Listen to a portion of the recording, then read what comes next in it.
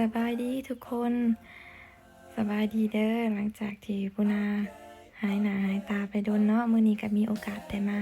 อัพคลิปให้ทุกคนได้เบิ่งเนาะตอนนี้ปุนาอยู่ที่สนามบินวัดไตเนาะนครหลวงเวียงจันทน์เนาะทุกคนปุนาจะบินจากนครหลวงเวียงจันทน์ไปยังสนามบินสุวรรณภูมิเนาะกรุงเทพมหานครเนาะตอนนี้อยู่ในจุดเช็คอินเนาะทุกคนอันนี้ก็คือโฉมหน้าของตัวเครื่องบินเนาะทุกคนหรือว่าคนลาวเอิ้นว่าปี้เนาะปี้ยนต์เนาะทุกคนตอนนี้ปุนาก็อยู่ใน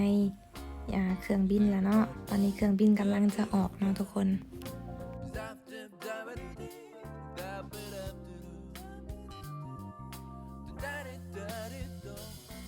อันนี้ก็คือบรรยากาศตอนเช้าเนาะอยู่ในสนามบินวัดไตนครหลวงเวียงจันทน์เนาะทุกคนตอนนี้เป็นเวลา7 โมงเนาะทุกคนตอนที่ยนต์ออกเนาะเครื่องบินขึ้นเนาะทุกคนถ้าผู้น่าลงว่ายนต์ก็ขออภัยเนาะยนต์ก็แปลว่าเครื่องบินเนาะทุกคนตอนนี้เครื่องบินเฮาขึ้นนี่7 โมงเช้าเนาะทุกคนประมาณ7 โมงปลาย6 นาทีนี่เนาะทุกคน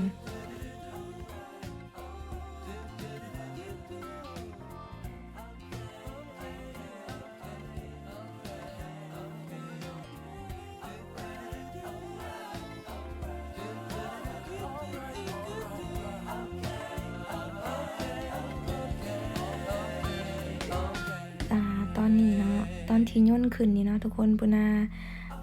ได้ถ่ายบรรยากาศตัวเมืองนครหลวงเวียงจันทน์น้อยเดียวเนาะทุกคน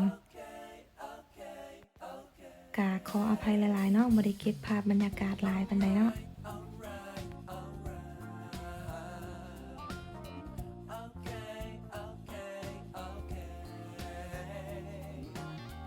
ตอนนี้ก็ได้เวลาที่สาวแอร์มาเสิร์ฟอาหารแล้วเนาะทุกคน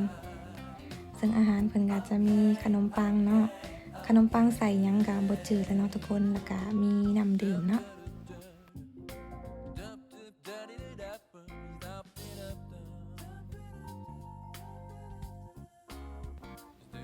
ตอนนี้แม่นคิดว่าเฮาอยู่ในกรุงเทพมหานครแล้วเนาะทุกคนเนาะปุนาอยากรู้ว่าอันนี้แม่นแม่น้ำคลองบ่หรือว่าเป็นทะเลเนาะอันนี้ปุนาบ่ฮู้อันนี้เนาะทุกคนขออภัยหลายๆอยากให้ทุกคนคอมเมนต์มาบอกหน่อยเนาะว่าอันแม่น้ำนี่คือเป็นแม่น้ำคลองบ่หรือว่าเป็นทะเลเนาะ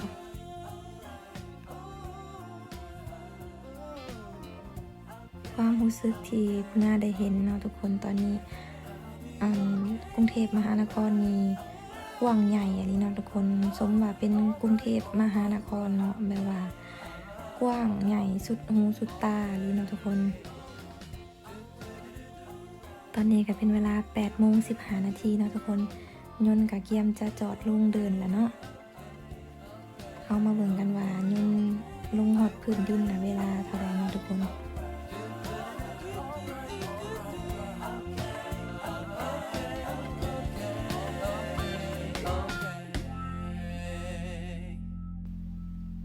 ตอนนี้การยนต์ลงฮอดพื้นดินแล้วเนาะทุกคนเป็นเวลา8 โมง 16 นาทีเนาะนั่นก็หมายความว่าเฮาเดินทางจากสนามบินวัดไตนครหลวงเวียงจันทน์มาถึงสนามบินสุวรรณภูมิกรุงเทพมหานครนี่ก็ใช้เวลาประมาณเนาะ1 ชั่วโมงเศษๆเนาะทุกคนหรือว่า1 ชั่วโมงกับ11 นาทีเนาะที่ปุนาคำนวณเบิ่งเนาะเดินเพิ่นกะกว้างๆเนาะทุกคนเพื่อยนต์สิลงจอดเนาะคำนวณเบิ่งกะประมาณ8 นาทีเนาะยนต์จอดกับที่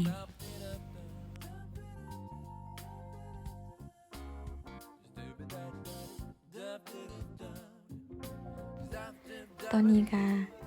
ลงมาฮอดสนามบินแล้วเนาะทุกคนก็ไปย่างเนาะย่างไปตามขบวนเนาะแล้วก็เบิ่งป้ายไปนำเนาะทุกคน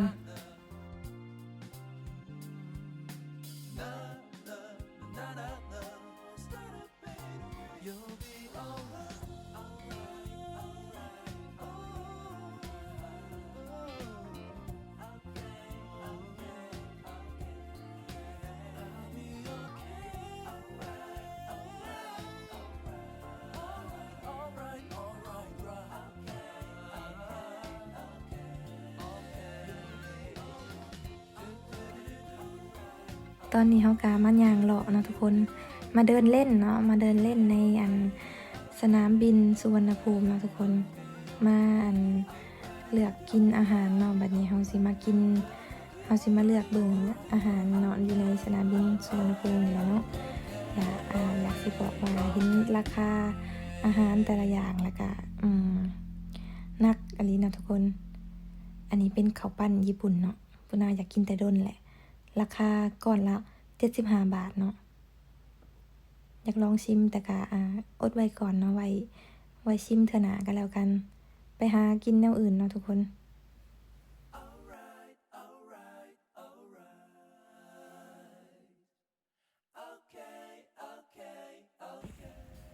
ตอนนี้เฮาก็หาอาหารนั่งได้แล้วเนาะทุกคน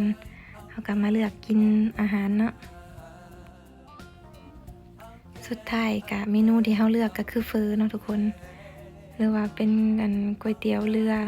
ก๋วยเตี๋ยวเนื้อเนาะแล้วก็มีสั่งน้ำดื่มเป็นมะพร้าวเนาะน้ำมะพร้าวหน่วยละ120 บาทเนาะทุกคนแล้วก็เฟอนี่ถ้วยละ220 บาทเนาะทุกคนถือว่า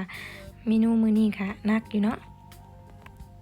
ตอนนี้ก็ขอโตวกินเขาก่อนเนาะทุกคนหรือว่าสดเฟอก่อนเด้อ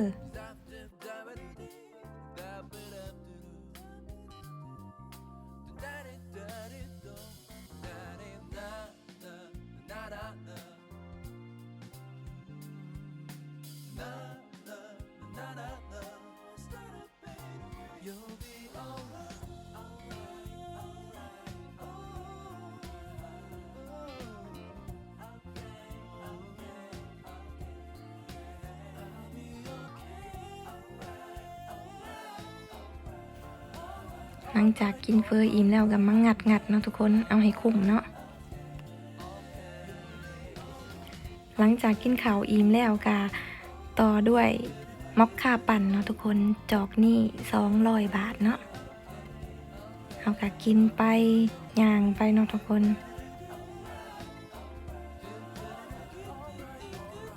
กว้างใหญ่อลีเนาะทุกคนสนามบินสุวรรณภูมินี่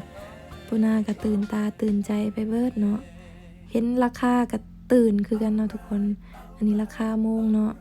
100,000 กว่าราคา100,000 อัพเนาะทุกคน100,000 200,000 300,000 400,000ไปเลยเนาะตื่นอลีเนาะเห็นราคาแหละ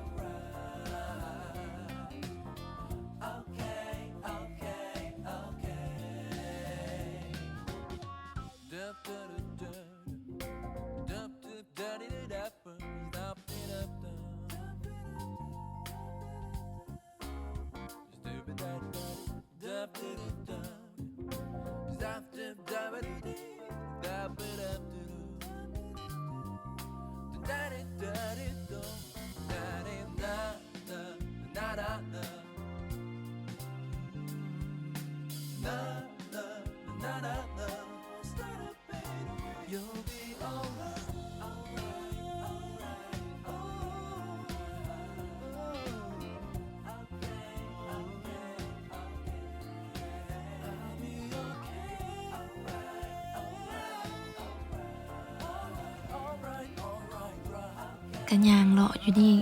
ก่อนเนาะทุกคนเนาะที่ว่าปุนาเป็นยังคือมันย่างเลาะอยู่ในสนามบินแล้วก็กินข้าวอยู่ในสนามบินแพงๆเนาะเพราะว่าปุนาก็จะได้บินต่อไปอีกเนาะทุกคนบ่ได้มีโอกาสได้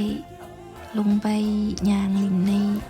ตัวเมืองกรุงเทพมหานครนะทุกคนเพราะปุนามีไฟที่จะบินต่อในอีก3-4 ชั่วโมงเนาะปุนาก็ได้มีโอกาสได้ย่างเลาะอยู่ในนี้3-4 ชั่วโมงนี้เนาะส่วนที่ว่าปุนาสิบินต่อไปใส่นากาอยากให้ทุกคนมาติดตามเบิ่งนำกันเนาะ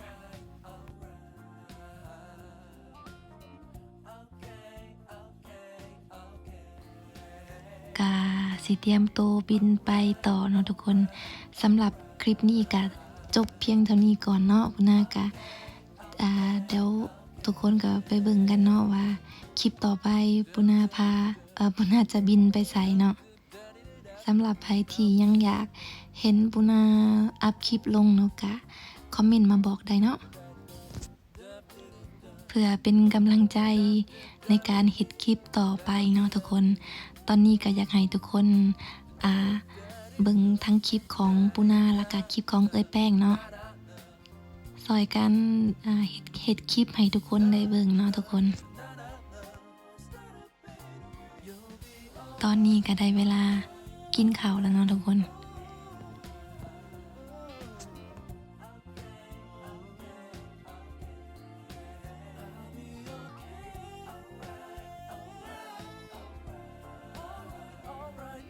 ตอนนี้ก็ฮอดแล้วเนาะยนต์จอดเป็นทีเรียบร้อยแล้ว